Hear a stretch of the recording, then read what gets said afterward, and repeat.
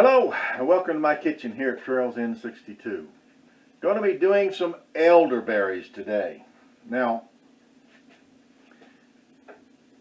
elderberries, they're kind of a controversy. Some people say that you can't do them, that you can do them, but I'm going to do them. Elderberries grow wild here in Missouri, and a lot of times they're easy to find, growing along roadways and that sort of thing.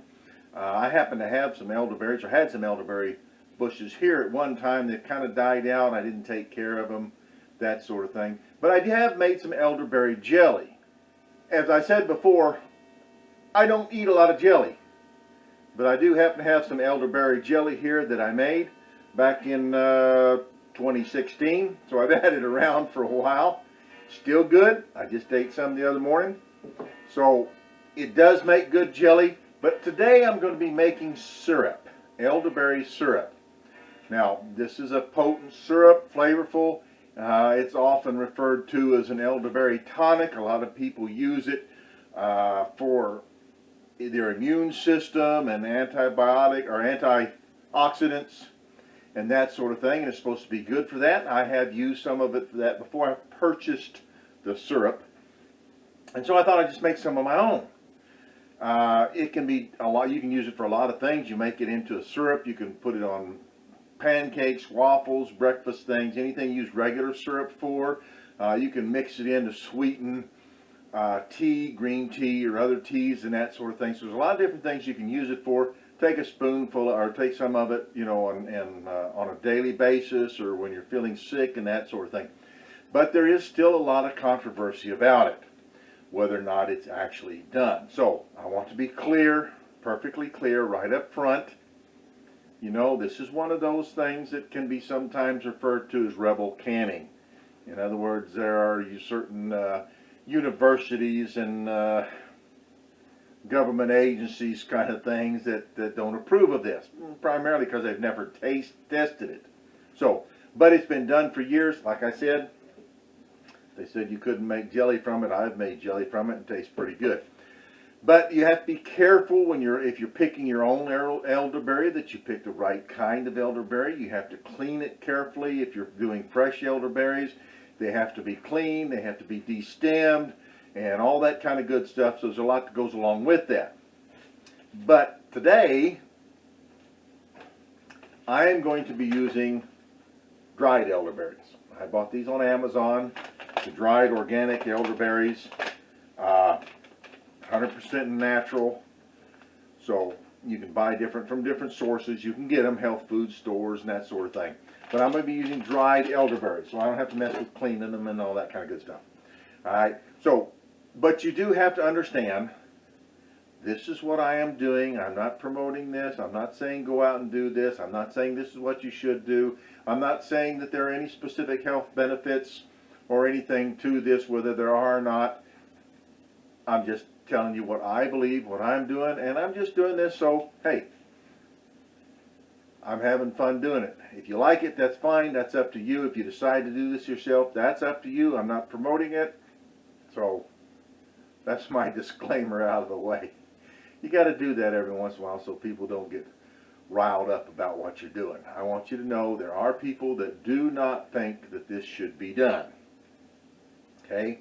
My kitchen, my rules. I don't have any problem with it. I've done it safely. It's a good deal. Now, there are a lot, and that said, there are a lot of different recipes out there for elderberry syrup. A lot of different methods. I'm going to be using sugar. Some use honey.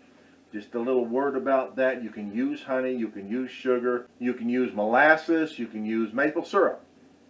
So there's a lot of different things. You can use frozen elderberries. You can use fresh elderberries, or like I'm doing, use dried elderberries. Different things like that. So this is my recipe that I'm doing here. I know there are a lot of other ones out there. A lot of people have a lot of good ideas. A lot of people have a lot of good recipes. If you want to use their recipes, go to their sites. That's fine. I have no problem with it. This is my recipe. This is the way I do it. Like it or not, this is how I do it. So I'm going to give you a few tips on it and some differences on there as we go along on what's done.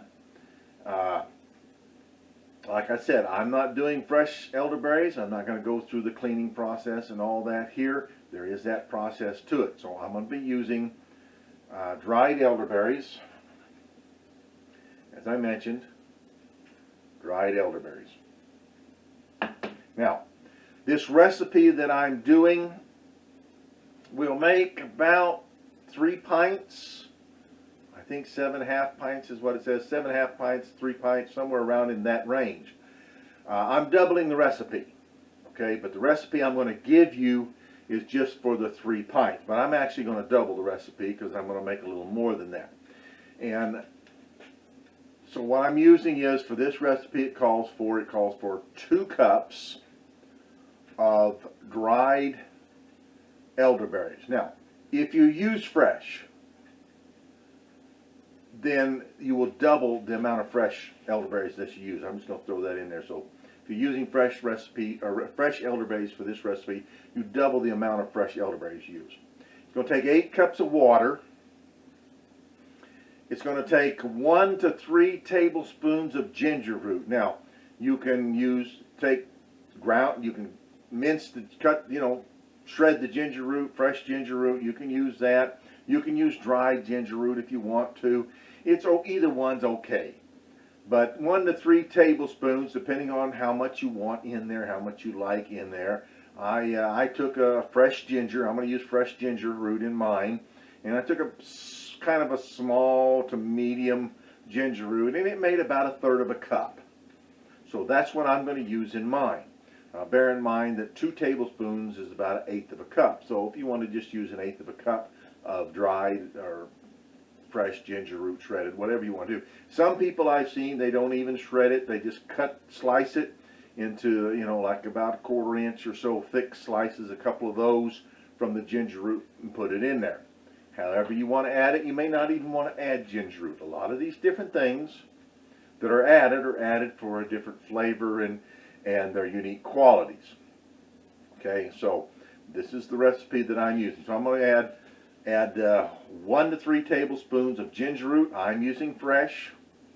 So doubling the amount, I came up with 1/3 cup is what I'm going to be using. But other than that, it'd be 1 to 3 tablespoons. Okay, 2 tablespoons being the medium, which is about 1/8 cup.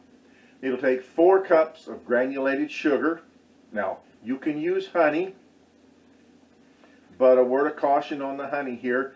If you want the benefit of the raw organic honey, then you want to make sure that you don't add it to the cooking process, because the heat then will take out a lot of the good parts of that. If you're using just regular store-bought honey, then you just add it in there for your sweetener. That's, it's not going to affect it that much. But if you want the raw organic honey and the different attributes that gives to you, you add it at the very end when you mix it in. And you don't pressure can it or water bath it or anything like that. You're just making it to use, and I'll go over that a little bit later. So in addition to that, I'm using 2 teaspoons of ground cinnamon. You can use cinnamon sticks. Just throw a couple of cinnamon sticks in there at the beginning instead of, I'm going to add it in my second heating. The first heating is to get the juice out of the elderberries. You can throw it in at the first heating and use it and keep it in there through the whole time if you're using cinnamon sticks, or you can just throw it in the second heating, the cinnamon sticks. Again, it depends on how much you want the flavor to be in there. And you just kind of have to do according to yourself. So, like I said, these recipes for this, they're just so much different varieties and of things you put in. There are some things that are very health conscious. They've got rose hips in them, orange peel in them, and that sort of thing. But there are different things that can be put into it. But this particular recipe is pretty basic, pretty simple, just got a few things. So like I said, the 4 cups of granulated sugar that I'm using instead of honey, the 2 teaspoons of ground cinnamon, I'm using ground cinnamon, and 1 teaspoon of ground cloves. You can use whole cloves, just throw them in a pot, if you want to. I don't know, I think it's like 4 or 5 cloves in a teaspoon, something like that. But I took my cloves, I had whole cloves, ground them up in a pedestal mortar, and just ground them up and measured out from there, and that's the way I did mine. So it'd be 1 teaspoon of ground cloves.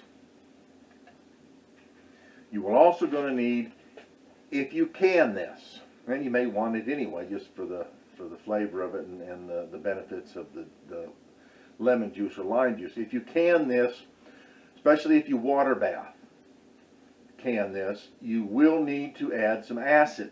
And there's different opinions on this too. Some people think it has enough. It doesn't have enough, because the acidity of the elderberries will depend on the ground that it's grown in and how acid the ground is and that sort of thing. So you're better off, if you're going to can it, like I'm going to do. It'll be a water bath can, I think, is what I'm going to use, rather than a full pressure can. And it'll be on my low pressure system or low pressure canning on my electric canner. But you put in 1 tablespoon of bottled lemon juice or bottled lime juice per pint. You just put that in the pint jars before you put the syrup in. Okay? And that gives you enough acid in there that you will need for the canning process. If you're not going to can it, if you're just going to use this, just make this and use it, put it in the refrigerator, it'll last in there for a while. You don't need the lemon juice. But if you're going to can it, you do need the lemon juice. Some people tell you you don't. I saw one recipe where they didn't use lemon juice, but they did the water bath for like 40 minutes. Well, I'm only going to do it for 10 minutes, so that's probably why. But I recommend you use the lemon juice, even though I'm not recommending that you do this. So, all right. So we're going to take these, and the first thing we're going to do, and this is why this is it's time consuming, because you have to render this down. The first thing we're going to do is we're going to place the elderberries and the minced shredded ginger root that I have, or dried ginger root that you use, into a stock pot with the water, and on medium heat, medium-high heat, I'll heat it up till it comes to a boil. You got to stir it often. You don't want them berries to burn or scorch or anything. And once it reaches a boil, then I'm going to reduce the heat, and I'm going to simmer it for about 45 minutes to an hour. I think it's less time with fresh berries, but these are dried berries, so 45 minutes to an hour, we're going to simmer this until the liquid's reduced by about half. Okay? So stirring often so you don't scorch it again. So here's what I've got. I've got the water in my stock pan. We're going to add the other stuff, get it started here, and it's got to simmer for 45 minutes to an hour.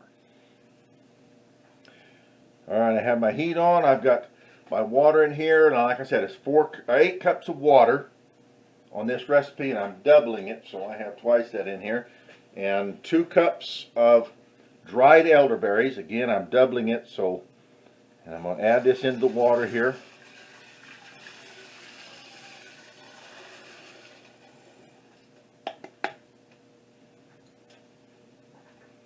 Get all them little rascals out of there.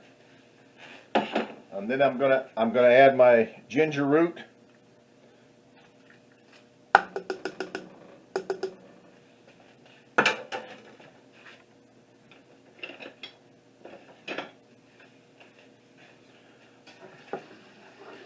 Stir this bad boy up. Now the dried ginger root, or the dried elderberries, will start reconstituting in this, and so we'll bring this to a boil, and then we're going to let it simmer for 45 minutes to an hour, reducing the liquid. Our mixture's come to a boil, so I'm going to let it simmer for 45 minutes to an hour. Now, some recipes call for adding the cinnamon and the ground cloves and other things after you strain it, and after you getting ready when you put the sugar in. That'll be after we get it all strained and everything. And then some recipes say to add it from the beginning. Well, since I am using cloves that I just crushed in my mortar and pestle, they're going to be they're chunky. I'm going to go ahead and put them in now. It's not going to hurt it. You can do it now. If you're using ground cloves and ground cinnamon, you can do it after you've strained it out, because they'll mix in and dissolve in the liquid. These won't dissolve. They'll get the flavor out of them, but they won't dissolve. So I'm going to put in 1 teaspoon of ground cloves, or in my case 1 teaspoon of crushed whole cloves. Turn my heat down there, because I'm going to let it simmer for an hour. And I'm going to put in 2 teaspoons of ground cinnamon. If you use cinnamon sticks, you can put them in at this time also. I think 2 cinnamon sticks, something like that. Put those in. And then I'm going to mix it real well, and I'm going to let it simmer for 45 minutes to an hour. Okay, time's about up on these. I've been keeping a watch on them for almost an hour now. Stirring frequently. Stirring a lot so they don't scorch on the bottom. Now the recipe for some reason said to cover and simmer for an hour and reduce it by half, but my experience is if you cover something, the liquid's going to fall right back down in there, so you're not going to reduce the liquid by half. So I'm doing it uncovered. Anyway, and now I'm going to mash the berries here before I take it out. Going to mash it. Just a little mashing to kind of go through it and mash it up to get all the juice out of it and mix it in.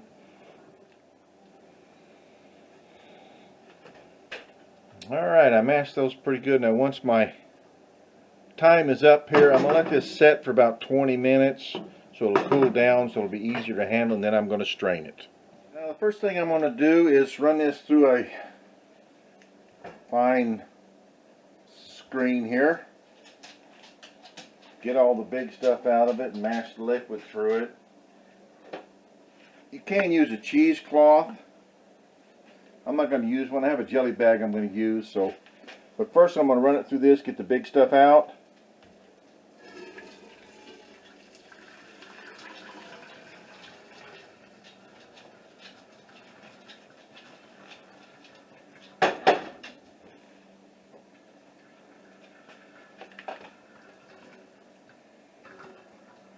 Now if you want, you can take and let this drain. Some say drain it, for an hour. Just let it drain. Okay, I'm kind of mashing the liquid through here. I'm not going to drain it that long. Guess if you wanted to get all the liquid out of it, you could. You would let it drain a little longer.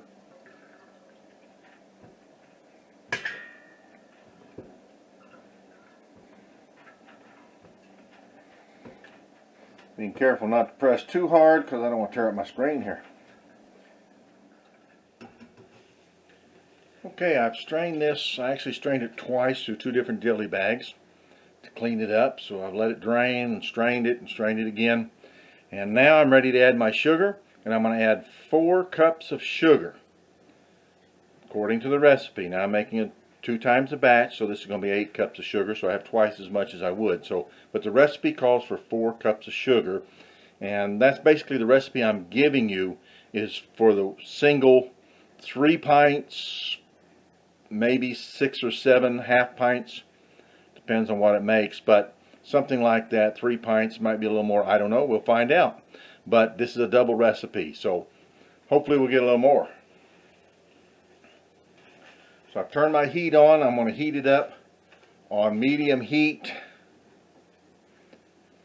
Add my sugar in, stir it in, and mix it up. And let it come to a boil, stirring often because you don't want it to burn. And then I'm going to reduce my heat to low and simmer it for 30 more minutes, stirring frequently to avoid scorching. Kind of the same process for making jelly, except there's no gel in this. It's just going to be a thickened syrup. Elderberry juice here. Adding the sugar. Going to cook it for about 30 minutes. Once it reaches a boil, then we'll simmer it for 30 minutes, and then we'll be ready to put it into our jars with our lemon juice. Alright, the first thing I'm going to do is I'm going to put in my lemon juice. Now my lemon juice was in the refrigerator, so I did heat it up a little bit in the microwave. No, I didn't heat it, I just got it to room temperature in the microwave so it wouldn't be cold when I put it in these jars. So I'm going to put 1 tablespoon of lemon juice per jar.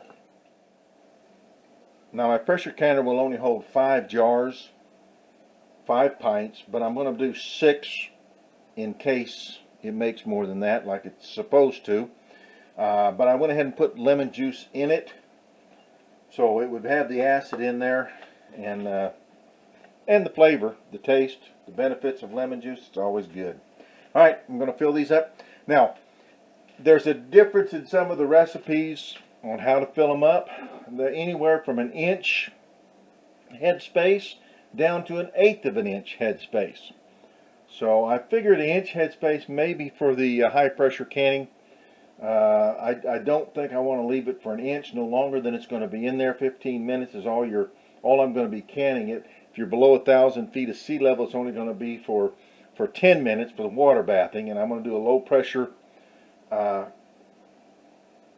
setting on my Nesco electric canner, because that's the same as a water bath. It's a low pressure water bath type. It's a water bath, but it's under pressure, so you don't have to fill it all the way up with water. And anyway, that's what I use for my water bathing. So I think probably anywhere from 1/4 to 1/2 inch is what I'm going to leave headspace on mine. It shouldn't need more than that.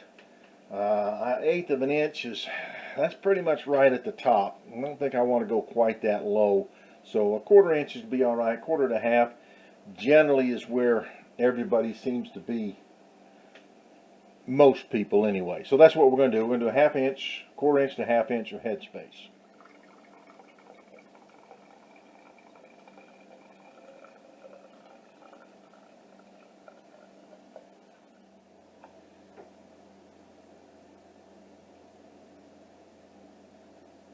As I hoped, it made 6 pints. This one here is not quite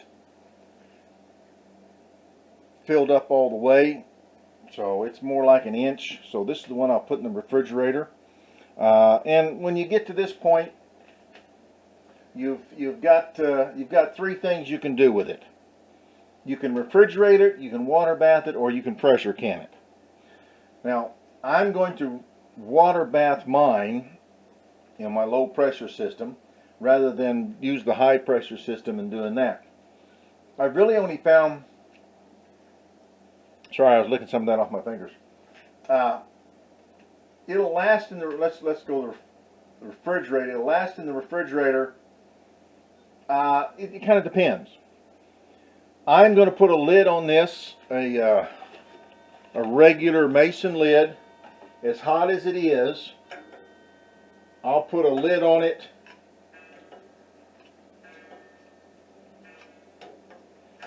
and as it cools it will seal. So it will last longer as long as I don't open it in the refrigerator. But generally, as a general rule, they last about 2 weeks or so in the refrigerator. You can freeze it if you want to freeze it also. You can put it in ice cube trays and freeze little ice cubes of it. If you want to, you can do it that way.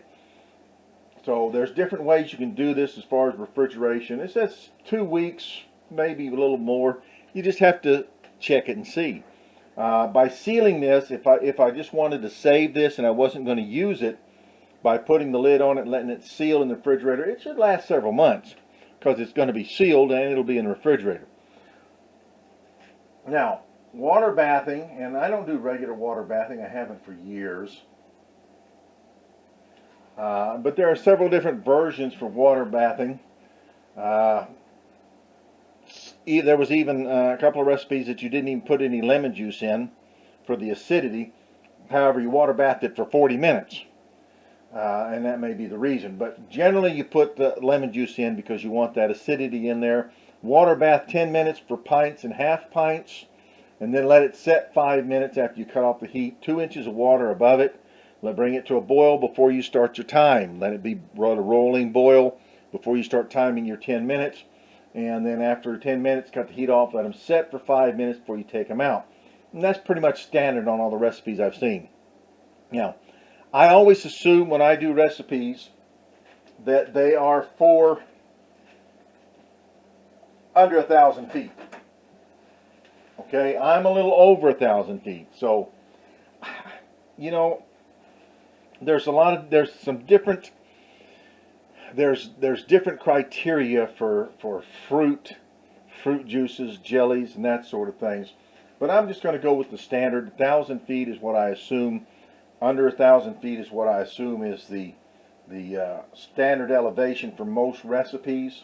So I'm over 1,000 feet, so I'm going to add 5 minutes to my time, and so it will be 15 minutes be water bathed on for my elevation. And that's just the way I'll run it. Now I am going to wipe these with vinegar, clean the tops off. See there how that's, wipe them with vinegar to clean the tops off, because it's real easy to make a mess with this stuff, and you don't want anything between your seals. Now as far as pressure canning, I really only found one reference to pressure canning this on regular high pressure canning, and to be honest, I had it written down in my notes, but I don't remember where it was I saw it, and I couldn't find it again. So that's another reason why I'm not going to put this on a high pressure canner. But what it said was that you pressure can it for, at my altitude, 15 pounds for 15 to 20 minutes. Well, I'm only water bathing it for that, so it would seem like it ought to be done less for pressure canning, but I simply could not find any other references to that. I'm sure they're there. I was unable to find them. Matter of fact, I couldn't even find where I got the one that I had. But that's what I had. And of course, once again, you know, I want to put out my disclaimer. This is what I do, and some of this stuff that I do is not necessarily kosher with the powers that be, and that's okay. I'm safe. I've done this for years. I'm confident in what I do, and I'm still alive, and as far as I know, I haven't killed anybody yet with my canned foods. Now, so I've got this ready to go, and we'll talk about how to use this after we get it canned. I'm going to go ahead and lid these up and put them in my canner. I'm going to low pressure can them for 15 minutes for my altitude. Of course, I'll let it vent and everything it does like for that, and then we'll be through with that, and they'll be done, and we'll go over how to use it, what you can use it for, and that sort of thing. Okay, my jars are in the canner, and again, put my lids on finger tight. Don't over tighten them, just finger tight as always when you're canning anything. And I do have one jar. Now this one I put on tight because it's going to just cool, and as the air in there cools, it's going to seal it, and I'll put it in the refrigerator when it cools down a little bit. So we'll be back when it's done. Get through canning my 5 pints of elderberry syrup. And there we have my 6 pints of elderberry syrup. 5 of them canned. This one wasn't canned. I put it in the refrigerator and put this little pump thing on it so it pumps out the syrup.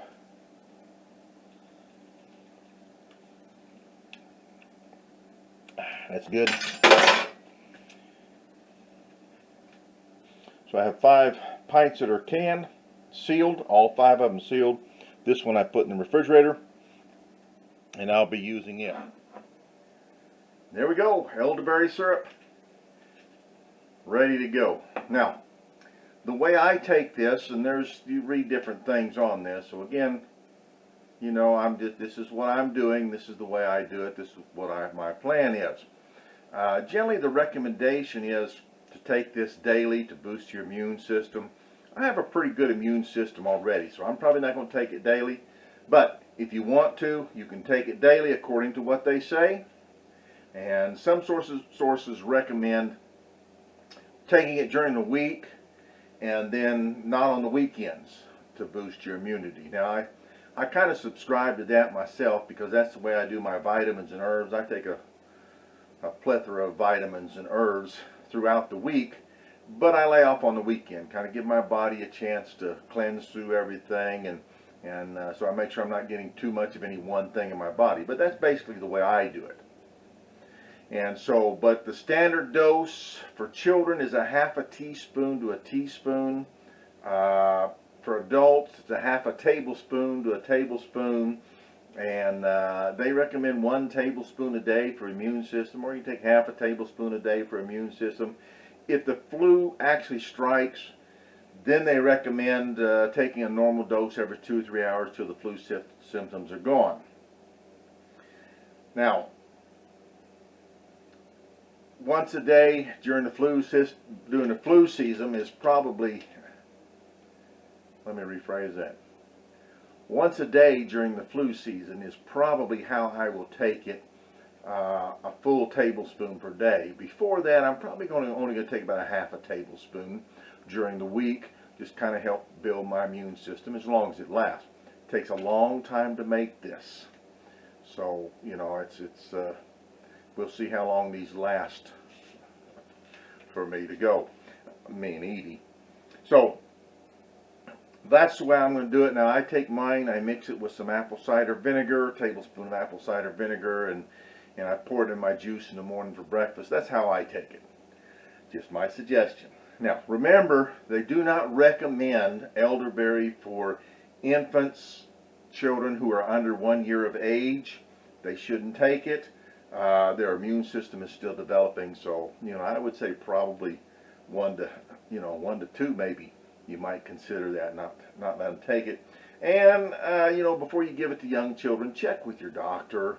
If you're pregnant or breastfeeding, probably shouldn't take it. That's the recommendation. And check with your doctor. Anytime you take any herbs, you need to check with your doctor to make sure that if you have other medications, because some herbs do react with medications.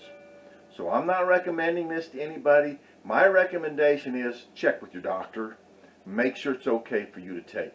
But that's how I'm doing it. My elderberry syrup tastes pretty good. Now you can cut down on the sugar a little bit. It may change the texture of it. A lot of people like to add the honey afterwards before you take it, especially if it's organic raw honey. They want to get the full benefit of that. So you can add that then. You can put this on teas, put it on pancakes, waffles, French toast, things like that, pastries. You can also do that with it. For my benefit, for my doing, I'm probably not going to put this on waffles or pancakes or anything like that, because this takes a long time to make. It's an arduous process. That's one of the reasons I stopped making jelly, because it takes a while to make jelly from fresh berries and everything. So while it's good, I don't eat much jelly, so it just wasn't worth the effort. This is a lot of effort. You saw how long it took me to take it. I guess it took me till I put it in the pressure canner. I think it was like 4 hours, 5 hours, something like that, before I actually even got it in the pressure canner. So, elderberry syrup. Hope you enjoyed it. Till next time, from my house to your house, from my kitchen to your kitchen. God bless.